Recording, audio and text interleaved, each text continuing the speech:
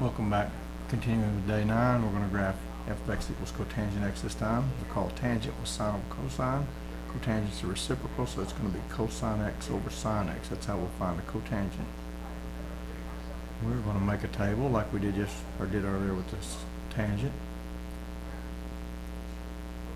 This behaves similar to the tangent. If we graph it on the calculator, you'll see. Remember, the cotangent is the reciprocal of the tangent, so we can graph 1 divided by tangent x to get the cotangent. Looks similar, but not exactly. So let's see why it does that. We'll use the similarity. We're going to graph and use the points. When x is 0, pi over 4, pi over 2, 3 pi over 4, pi, 5 pi over 4, 3 pi over 2, 7 pi over 4, and 2 pi. We'll behave similarly in between those points as we did with the tangent. Let's mark this now. This is pi over 2. This is pi, 3 pi over 2,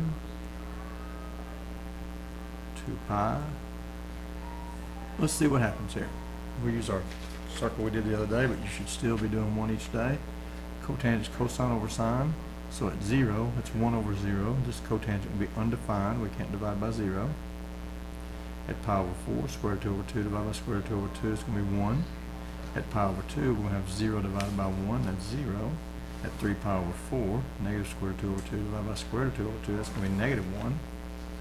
At pi, we have negative 1 divided by 0, again undefined because we can't divide by 0.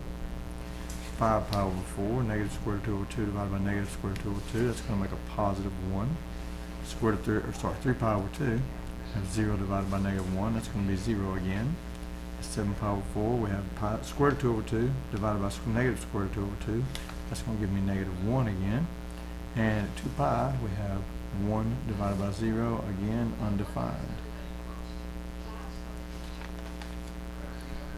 Because x equals 0 is undefined, that's going to be an asymptote. I'm going to mark this like this.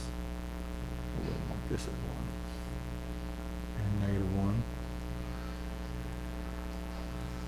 Another asymptote at pi.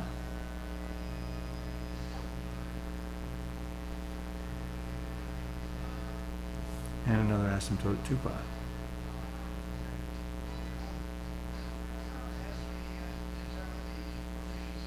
This function is going to equal 0 at pi over 2 and 3 pi over 2.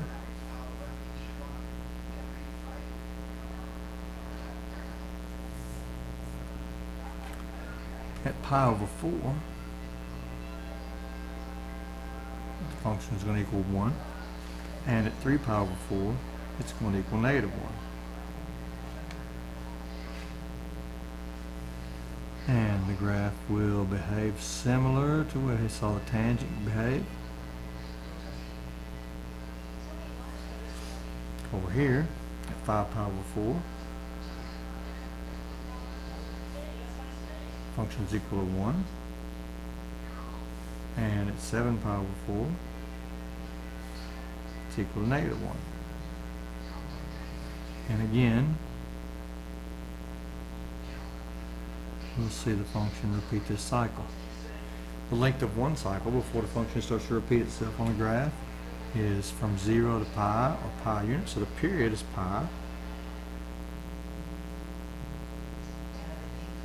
The domain of the cotangent function is everything but pi, 0 pi, 2 pi, 1 pi, 2 pi, 3 pi, 4 pi, every multiple of pi. So your x cannot equal a multiple of pi, n times pi, an integer times pi. It'll be the same going backwards. Negative pi, negative 2 pi, negative 3 pi, those are all going to be your asymptotes. Domains, all real numbers except for n times pi. And the range goes from negative infinity to positive infinity because of the graph, you can see. And again, like the tangent, there's no amplitude. And that's the graph of the cotangent function.